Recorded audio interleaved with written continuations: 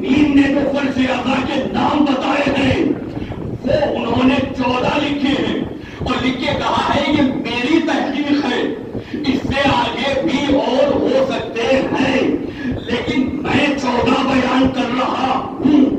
اس میں پہلا نام فرش اعضا کا انہوں نے لکھا انہو مصلی اللہ کا، فرش اعضا کو اللہ کا مصلی کہا جاتا ہے۔ پہلا ہی نام اتنا عظیم ہے۔ کہا فرش اعضا کیا؟ کہا فرش اعضا انہو مصلی اللہ، یہ فرش اعضا جو ہے یہ اللہ کا مصلی ہے۔ بھائی جو ہمارا مصلی ہوتا ہے، جب ہم مصلی پہ جاتے ہیں تو وہاں ہوتا کیا ہے؟ مصلی پہ جانے سے ہوتا یہ ہے، جو ہمارا مصلی ہے اس پہ جانے سے ہوتا یہ ہے کہ جب ہم مصلی پہ گئے اور ہم نے نماز کی نیت کی تو ہم خدا سے قریب ہوتے ہیں۔ مصلی خدا سے قریب کرنے کا مقام ہے، فرش اعضا اہل بیت سے قریب لے جانے کا۔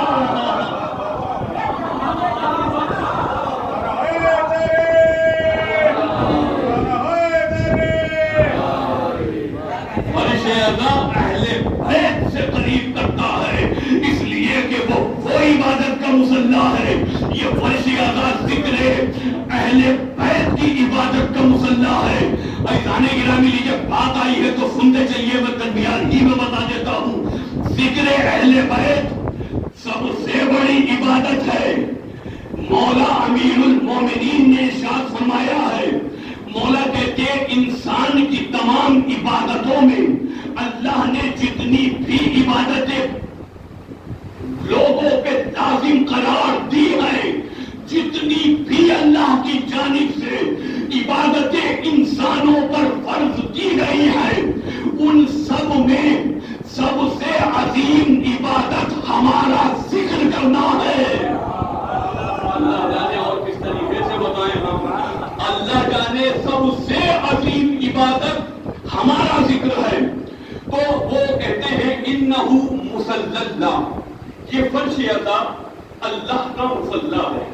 تو ابتدا سوال یہاں پہ یہ ہے کہ اللہ کے مصلی کا کیا مطلب ہے؟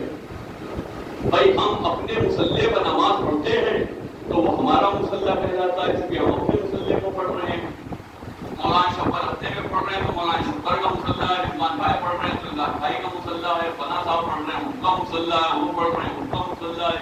جو پڑھ رہا ہے نماز وہ اس کا مصلی ہے۔ اور فرش اعضا کے لیے کہا گیا کہ انہو مصلی اللہ، یہ اللہ کا مصلی ہے۔ اور ہم تو جب مصلی عبادت پہ جاتے ہیں تو نماز پڑھتے ہیں، تو پھر اگر اللہ ہی نماز پڑھ لے تو وہ اللہ ہی کہاں ہے کہ وہ خود سجدے میں سر جھکاتے ہیں؟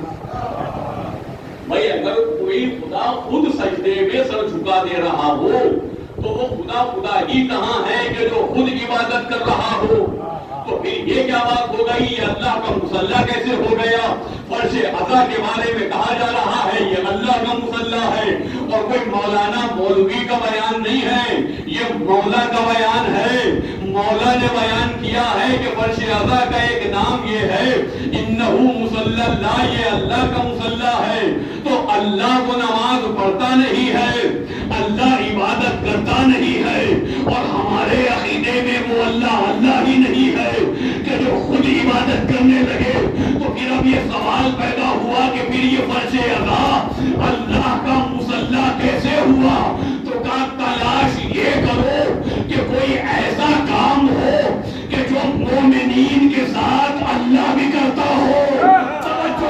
کوئی ایسا کام تلاش کرو کہ جو مومنین کے ساتھ اللہ بھی کرتا ہو۔ تو قرآن کے صفحات کو کھولا کہ حلال مشکلات پر تو ہی بتا دے کہ ایسا کون سا کام ہے کہ جو مومنین کے ساتھ میں اللہ بھی شریک ہے۔ تو قرآن نے پکار کے کہا ان اللہ وملائکتہ یصلون علی النبی۔ سبحان اللہ سبحان اللہ۔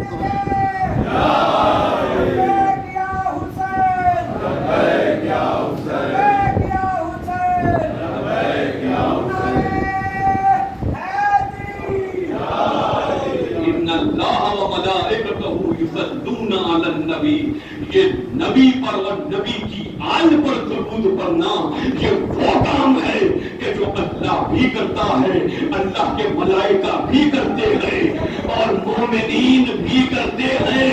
आप समझ में आया अज़ादारों की अजमत इस वर्षे अज़ा के सदक़े में क्या हो गई कि यहाँ पे आने के सदक़े में अल्लाह